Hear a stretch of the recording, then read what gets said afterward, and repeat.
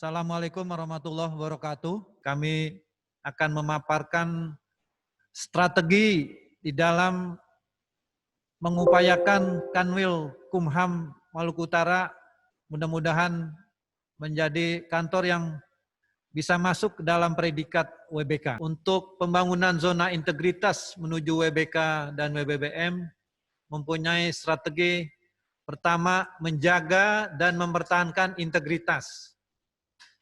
Kedua, meningkatkan pelayanan publik. Yang ketiga, memastikan rencana aksi dan target prioritas di 6 area perubahan telah dilaksanakan. Dalam menjaga dan mempertahankan integritas melalui perubahan perilaku dan mindset SDM. Yang kedua, melalui penguatan pengawasan. Yang ketiga, memperkuat role model dari pimpinan atau Kakanwil dan para pejabat administrator. Yang keempat, mempertajam SOP. Dalam perubahan perilaku dan mindset sumber daya manusia secara rutin, kegiatan yang telah kami lakukan mengadakan kerja bakti di lingkungan kantor atau di tempat-tempat umum, sarana ibadah di wilayah lingkungan kantor wilayah Kementerian Hukum dan HAM Maluku Utara. Juga melakukan apel pagi secara rutin yang sudah menjadi kewajiban kami selaku ASN. Di dalam apel pagi kami melakukan pemeriksaan atribut penggunaan PDH sesuai dengan Kepmen tahun 2018 yang baru rutin dilakukan pada setiap apel pagi dalam waktu 1 minggu 1 kali. Kemudian seluruh pegawai kami melakukan absensi sidik jari elektronik. Setelah itu berdoa sebelum bekerja, dipimpin oleh pembina upacara.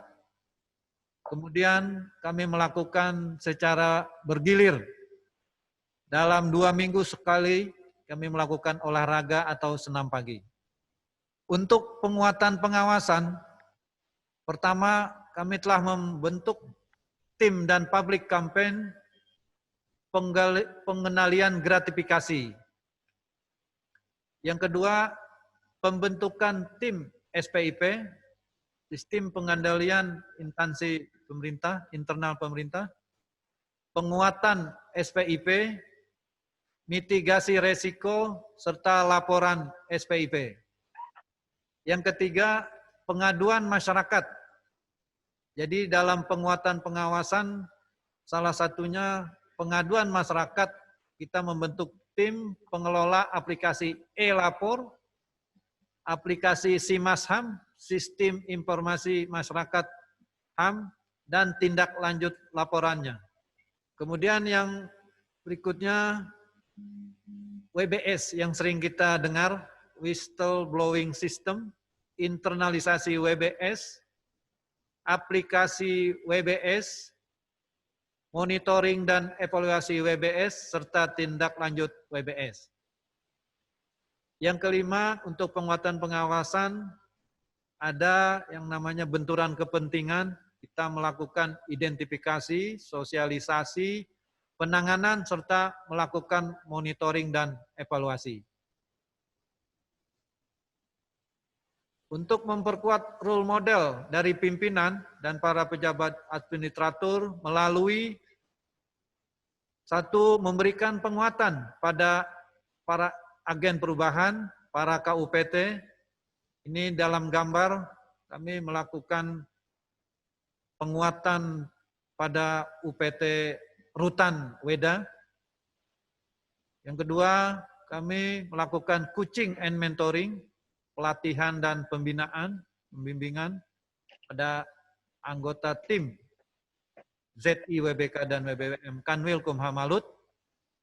Yang ketiga, pengarahan saat apel secara bergiliran oleh PIMTI untuk penguatan integritas, loyalitas, dan kapabilitas dalam kinerja.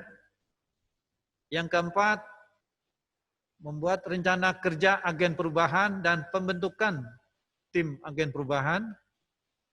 Yang kelima, pemberian reward dan punishment kepada pegawai yang dipandang cukup atau cakap dalam melakukan kinerja, berhasil baik, serta memberikan punishment kepada yang tidak berdisiplin sesuai dengan aturan ASN Undang-Undang Nomor 5 Tahun 2014. Dan kita juga menegakkan PP 53 Tahun 2010, disiplin pegawai negeri sipil. Mempertajam sistem operasional prosedur. Dimaksudkan memperjelas standar operasional prosedur yang dikeluarkan oleh pusat, kemudian untuk melihat daerah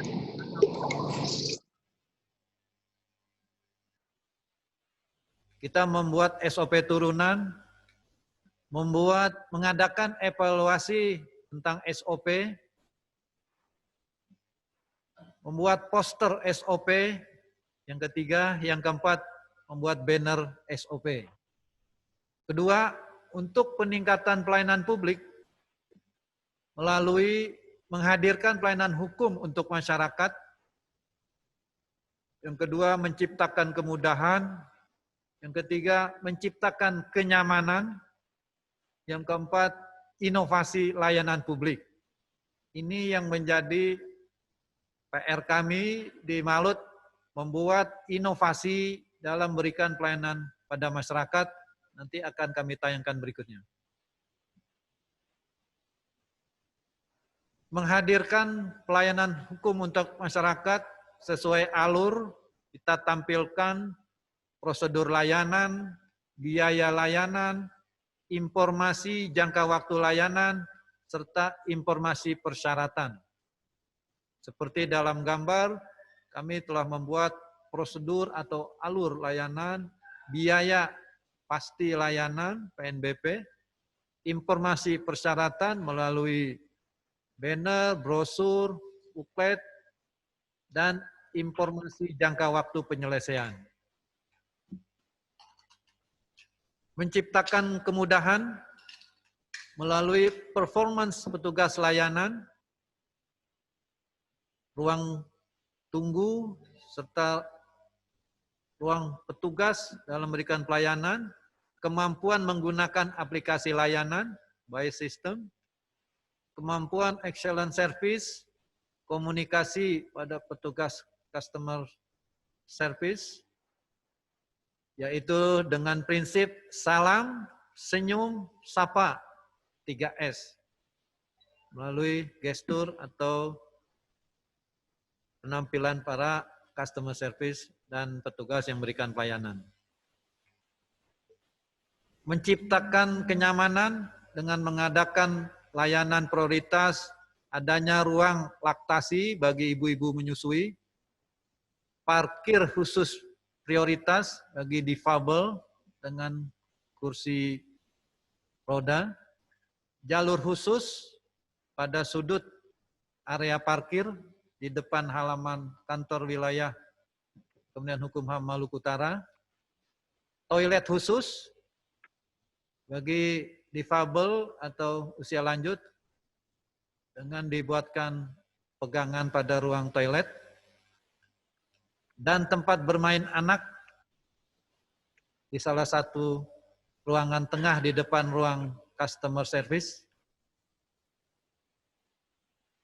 Kemudian melalui menciptakan kenyamanan, tersedianya sarana prasarana, loket layanan terpadu untuk masyarakat memperoleh informasi dan memperoleh penjelasan jika hendak melakukan pelayanan pada kantor wilayah secara langsung atau ingin mendapat tata cara pelayanan melalui online. Kedua, sarana ibadah, tersedianya customer service, petugas piket yang telah kami jadwalkan, tersedianya tempat parkir di halaman basement pada kantor wilayah Kanwilkumham Malut, mengingat keadaan area parkirnya sedikit, ini kami sediakan di basement. Ruang tunggu layanan, ini dekat lobi halaman depan. Toilet publik, kemudian sarana ibadah untuk sholat para masyarakat yang mohon layanan dari kantor wilayah.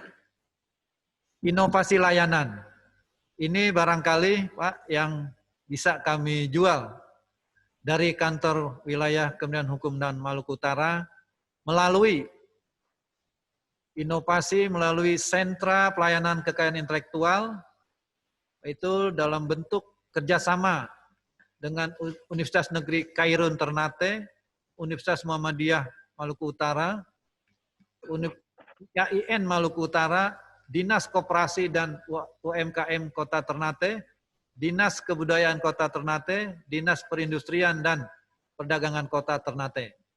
Bentuk layanan inovasi kami nanti bisa kami perjelas setelah paparan ini. Yang kedua, pos layanan komunikasi masyarakat, memberikan layanan kepada masyarakat dalam waktu 24 jam selama 7 hari. Selama ini layanan Yankomas itu hanya pada jam kerja kantor, tapi sekarang kita sediakan layanan 24 jam, antar dan jemput pengadu atau korban dugaan pelanggaran HAM dalam wilayah Kota Ternate yang bisa kami lakukan, dan layanan hotline melalui nomor handphone 08131 4337 307.